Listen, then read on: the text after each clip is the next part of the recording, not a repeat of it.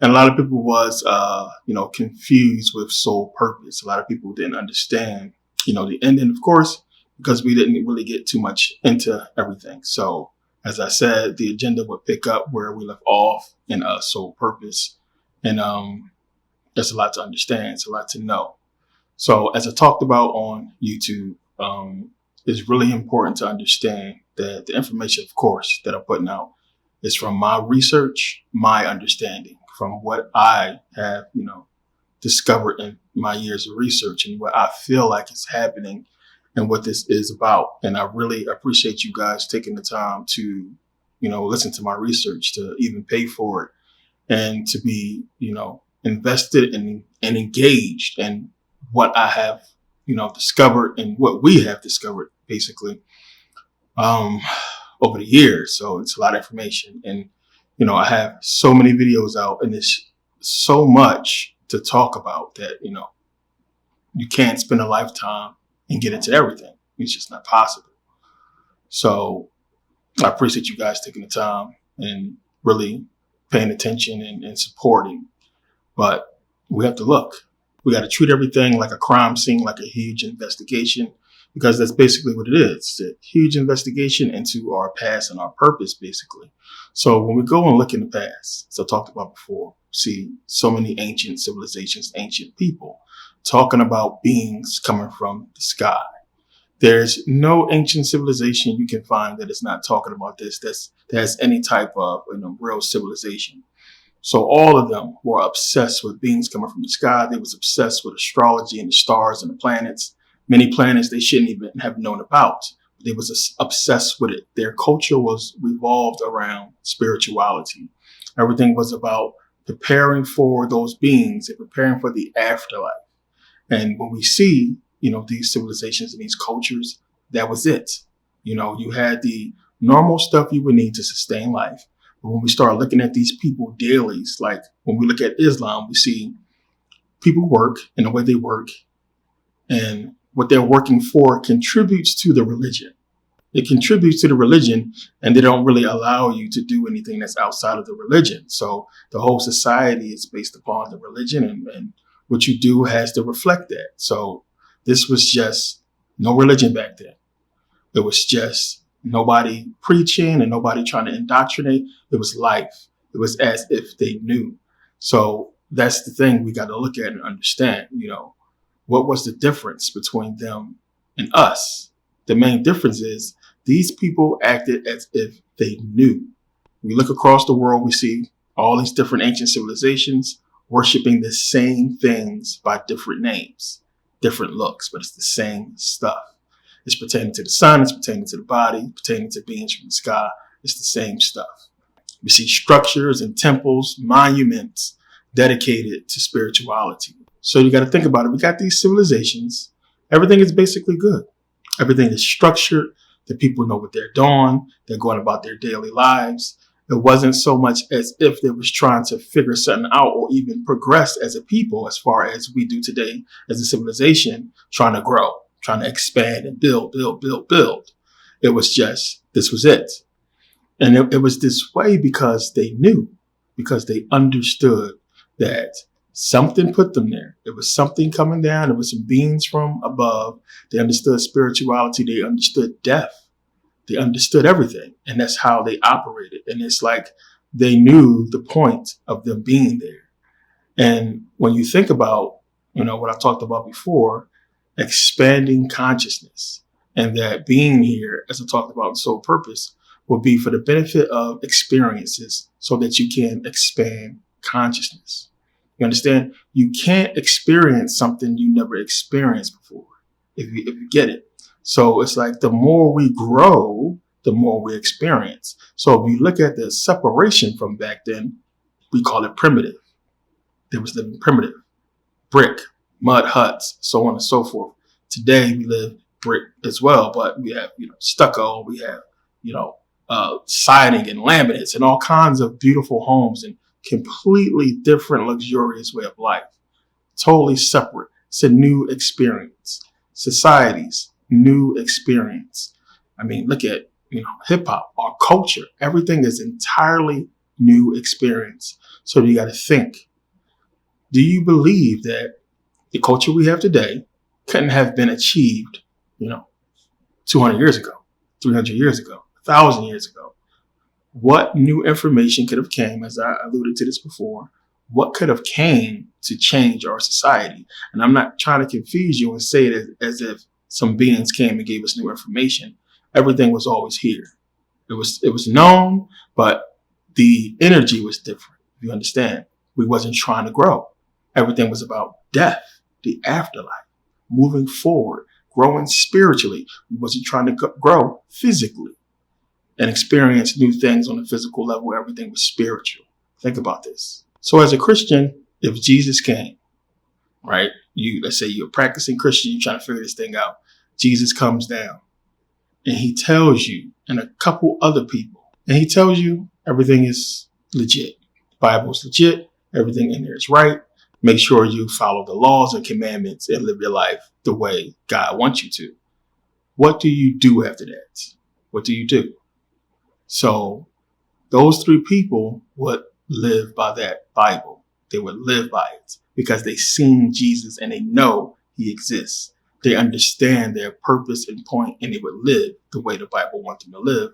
And they would go out and preach and teach or what have you. But if you do that, you forfeit the experience of the rest of the world. You forfeit the experience that so many different people get to have because they're not religious or even religious people. You have to look at the world and so many things that's here. And if our purpose was to, as I said, just worship this God, what would be the point of all this stuff being here? And why would it be even, capable of being made if that's our point and purpose is to serve and worship?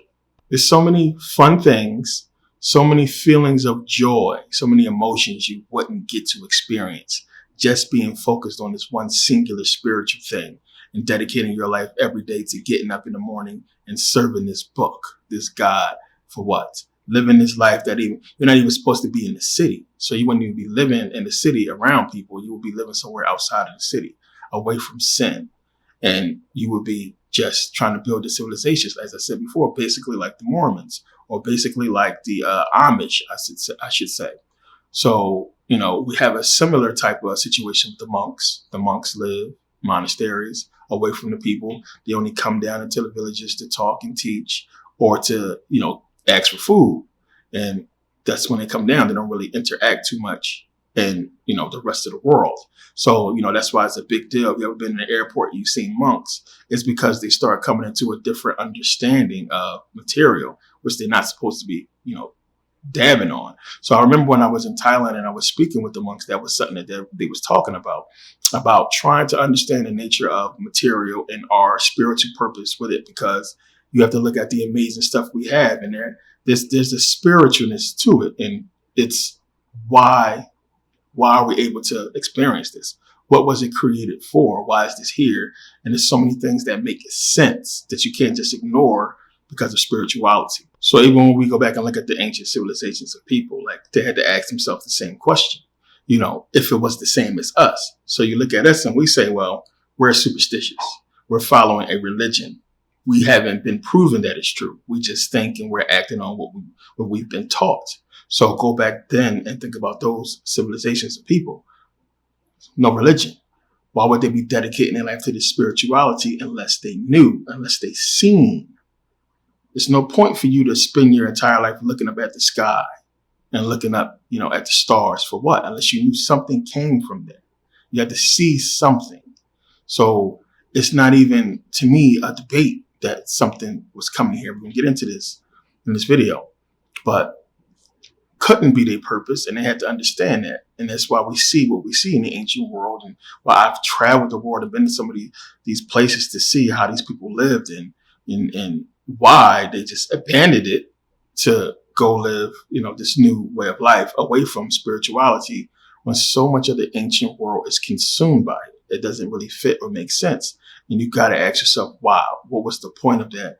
Why did they change? Why did they, go away from spirituality? Why did they switch up? What was the big thing that happened? So this gets into the question that so many people ask: if God is not real, who do we worship? Who do we worship? Who are we supposed to pray to? And you have to think about that. And you got to look at how complex we are and that we have free will. If you creating a complex people and giving them free will to do what? To just simply worship you, it don't make sense. And you can't make rules upon that because it would defeat the purpose of being an all-powerful creator and being able to create. And if you create something like us for simply worship, why not program us with just that? We wake up in the morning, we eat, we shit, we praise, we go to sleep. And, that's the cycle. Why not program us to do just that? Why give us free will to go about, move about, and figure out, and think and dwell, on things, on life? That would be something that's completely against your main agenda, which would be for us to simply worship and beg or what have you. Doesn't make sense. It's like building a machine that you build a car wash. And the purpose of the car wash is to wash cars. That's its purpose, to make dirty cars clean. Why would you then throw in a program to that car wash to make cars dirty? It don't make sense. It defeats the purpose of the car wash. The point of the car wash is to clean. Why would you even program it or make it even capable of making cars dirty? It doesn't make sense. So we have to look at this and look at, as I said, how complex we are and understand that it's not, we were put here to just simply worship. It's not that we was put here with a purpose even, because we're not eternal in the flesh. That would be stupid to make something that is going to completely be gone soon to sit here for a limited amount of time to do what? For the flesh or for material that's not eternal.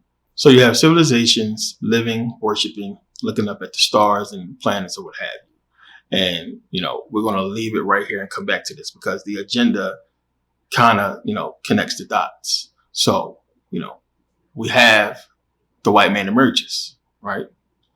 He emerges and basically begins to come in and blend in and mix in with different civilizations. And we see that everything changes after the conquest of Kemet. That's a big deal to note. It's a big thing. Don't think about Sumeria. This is why Kemet, it seems like everything starts with Kemet and why it's so important to them and why we see the pyramid on a dollar bill and we look at Freemasonry and everything like that. Everything is about them and us, but they are us. So Kemet falls. The world changes after that. Everything changes. And I have to reiterate that this was planned, but it's deeper as we'll get into. Kemet falls, right? So remember, everybody was coming into Kemet. Chinese talk about coming into Kemet. India talk about coming into Kemet. Africans, Europeans, everybody came into Kemet to learn. It was a learning center. So you conquer Kemet, you shut it down. What do? You cut off spirituality and you cut off learning. Plain and simple. That is cut off now. The people have what they have.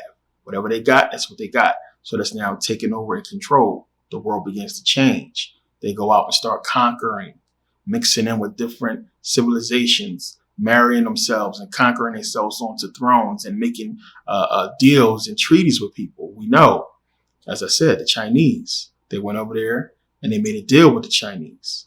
They started mixing in with the Chinese and mixing in with agents. They went into India, the Aryans we're talking about, conquered in the Indus Valley and into India, started mixing in with those people, gave us the Persians and the Arabs.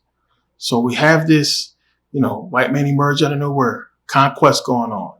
And we know they was there for a long time, but it was at this specific point that everything changed. The Persians come in, as I said, let in the back door by the Greeks, and then everything changes. They leave the old world behind. All those ancient ruins we find, they leave them behind. And we talked about with the Taino people that go in there and they create the, Dominicans and Hispanics or what have you. And it's this huge conquest. We have a lot of peoples wiped out. And we have a lot of people that we know that was there for a long time and in certain places wiped out and, mixed in with the Europeans to create who we see there today. So originally we know we was there until conquest. So it's this huge campaign of conquest, world domination, beginning with the ancient Egyptians, and then everything just spreads out.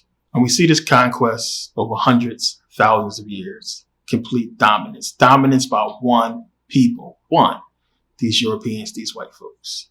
And we know once they establish religion, I'm going to go back and forth, as you'll see. I'm not going to go in order for a reason. So I'm going to jump ahead and jump back, but it'll make sense. But we see, as I talk about, this domination, and we see the established religion take place. Now, again, let's go back and look what happened. You have, when Kemet fell, spirituality is gone. It's completely different. And the learning center, which was Kemet, gone.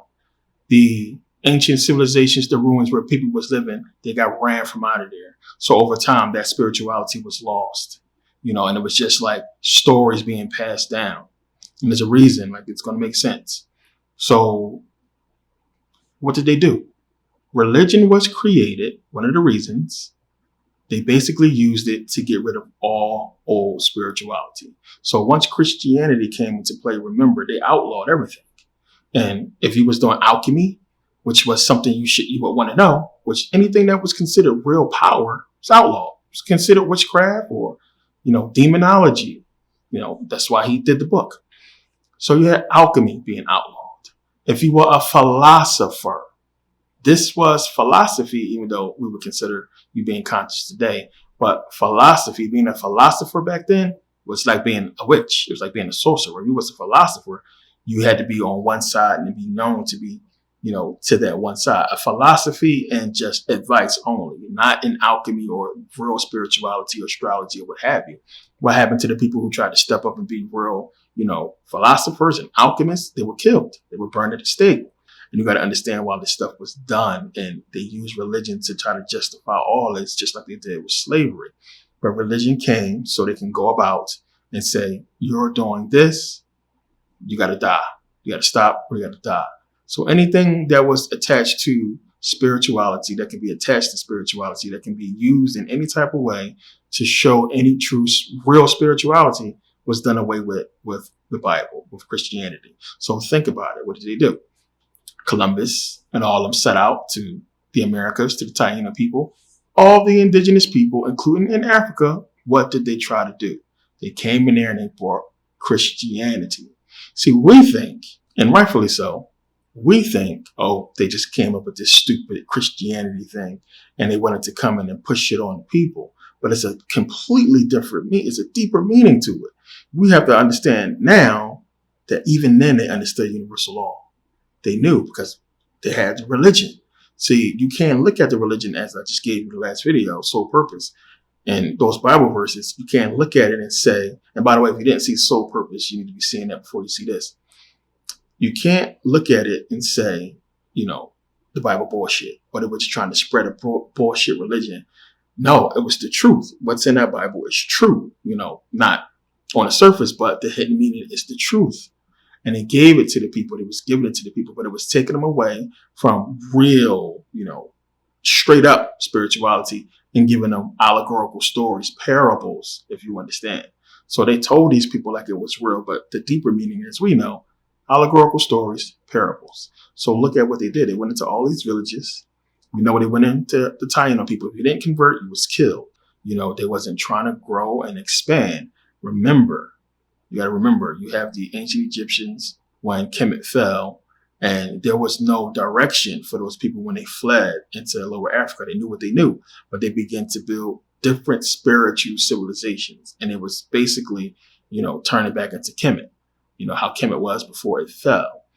And that's why they was enslaved, as I talk about. So we see this huge urgency to get rid of all ancient spirituality. Remember, what the popes was doing and what those rulers was doing, it was making these edicts, passing these laws to basically shut down all the old temples. Remember, we talked about this with Kemet, shut down all the temples, all those old worship places and temples were shut down. And it was almost like it was a systematic thing because we see it across the world.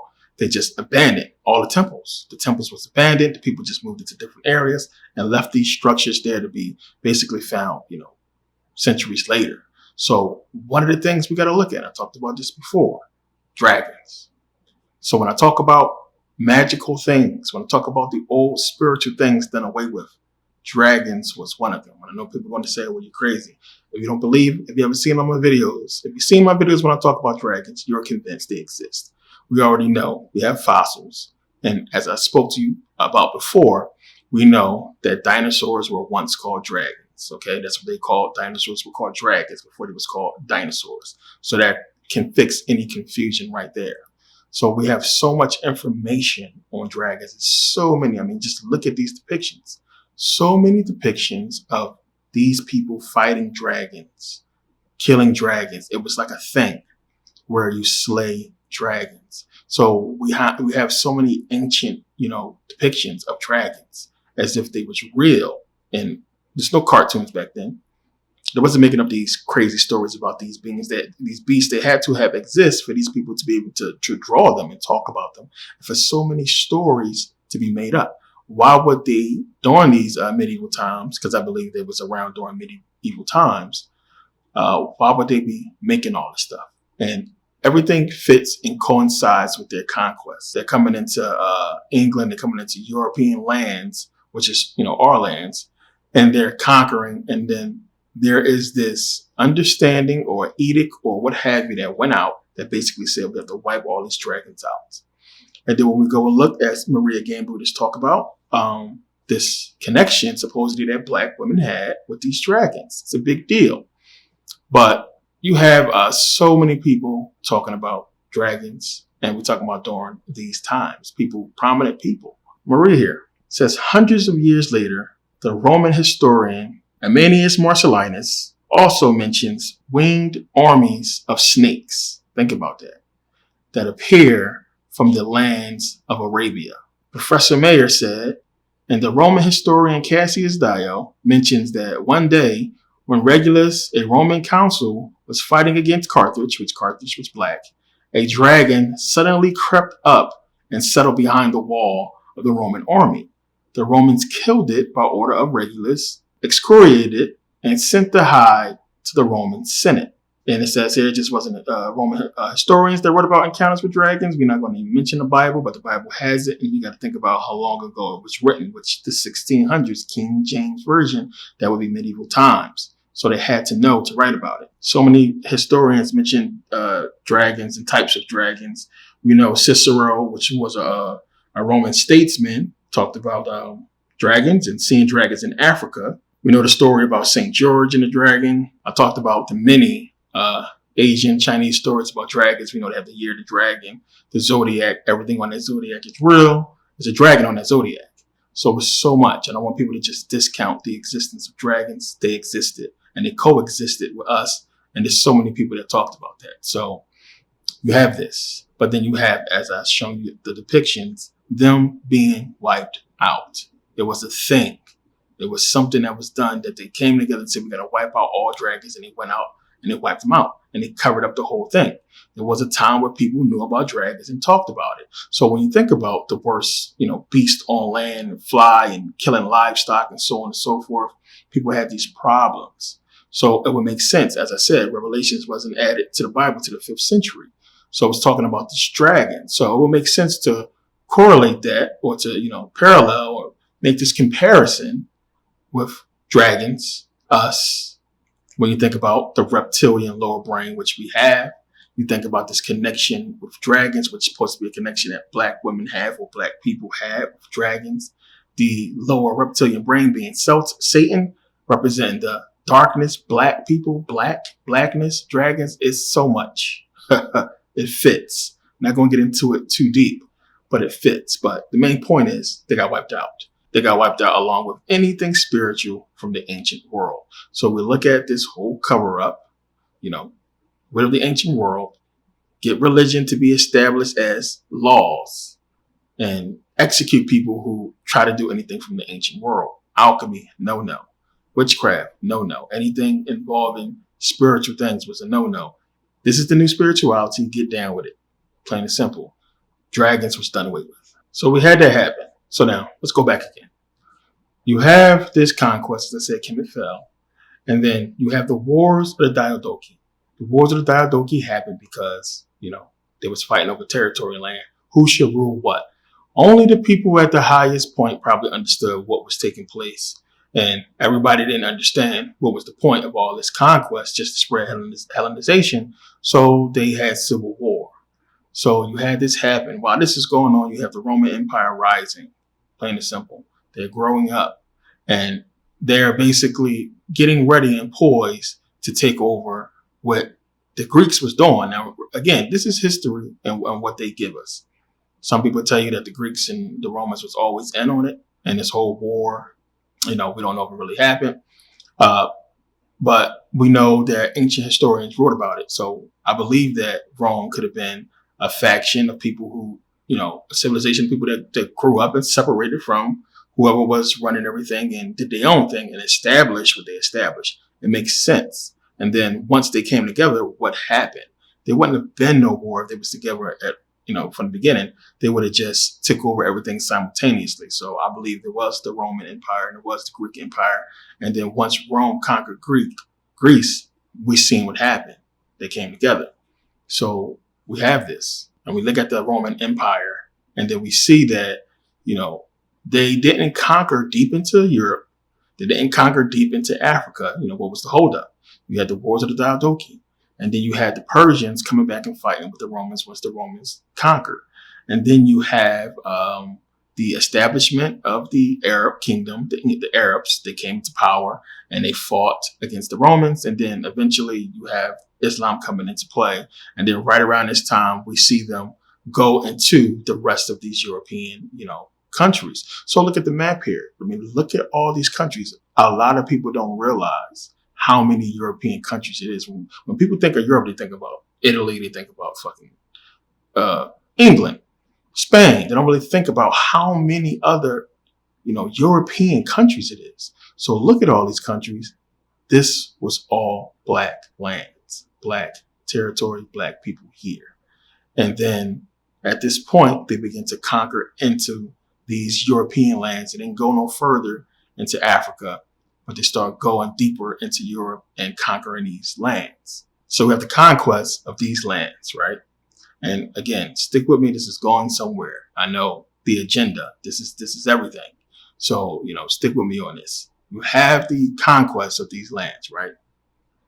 We know them as European lands today, but there's African territories, right? This is happening around the same time. It's a simultaneous thing. Fighting here in these lands. And you have the establishment of Christianity. So after they dominate and come into a land, they dominate, they bring their people in, set up civilizations based on Christian values. How do we know this? Go to these countries today. What is the religion? Christianity. And then you start seeing, what happened and what took place when you look at their history. It goes back to a certain point, and when you look at that point, it's the same time. It's the same time frame. 8th century, 7th century, right around the time all this stuff is going on. So when you look at Europe and you see, okay, we have these lands right here. England is not even incorporated yet. It will be a little bit later on. But those lands I showed you, those countries.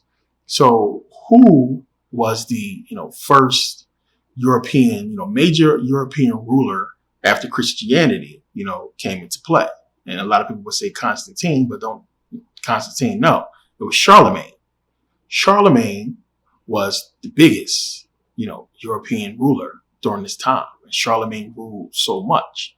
So it says here, Charlemagne, look at the time, look at the date, 742 to 814, right? So around this time, Christianity is growing. And so is Islam. Also known as Karl and Charles the Great, was a medieval emperor who ruled much of Western Europe from 768 to 814. In 771, Charlemagne became king of the Franks, a Germanic tribe in present-day Belgium, France, Luxembourg, the Netherlands, and Western Germany.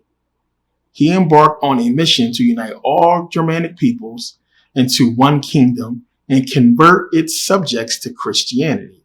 A skilled military strategist, he spent much of his reign engaged in warfare in order to accomplish his goals. In 800, Pope Leo III crowned Charlemagne emperor of the Romans. In this role, he encouraged the Carolingian Renaissance, a cultural and intellectual revival in Europe. When he died in 814, Charlemagne's empire encompassed much of Western Europe, and he had also ensured the survival of Christianity in the West. Today, Charlemagne is referred to by some as the father of Europe. It says here, Charlemagne expands his kingdom. Once in power, Charlemagne sought to unite all Germanic people into one kingdom and convert its subjects into Christianity. In order to carry out this mission, he spent the majority of his reign engaged in military campaigns. Soon after becoming king, he conquered the Lombards in present-day northern Italy, the Avars in modern-day Austria and Hungary, and Bavaria, among others. Look at the lands I'm naming. This is all the places I just showed you. Charlemagne waged a bloody 3 decades-long series of battles against the Saxons, a Germanic tribe of pagan worshippers, and earned a reputation for ruthlessness. In 782, at the massacre of Verdun, Charlemagne reportedly ordered the slaughter of some 4,500 Saxons. He eventually forced the Saxons to convert to Christianity and declared that anyone who didn't get baptized or follow other Christian traditions be put to death. Now understand when it's saying tribes here, I want you to think about it for a second. Tribes. A tribe is somebody who was probably native to that land. And as I've shown you before, you're not going to find no bone in the lips white folks. We're talking about black people, tribes. But they wasn't going around slaughtering their own people and then repopulating with their own people. You know, it would be much easier for them to go into these civilizations and say, hey, this is what's going on. And we're your people. We're doing it for this reason. Why fight with us when you can join us? And we have so much already. Anglo-Saxons, Saxons, it's just a region that you can see on the map that's different, that some parts was white, some parts was black. And once they came together to, differentiate the people, you have Saxons, you have Anglo-Saxons, and so many people are going to give you different interpretations of this to hide the fact that the indigenous people of England was black people. Germany as well, they were black people. So these are black people that coming in there and they conquering and they're taking over. They forcing these people to convert. It's happening all over the world.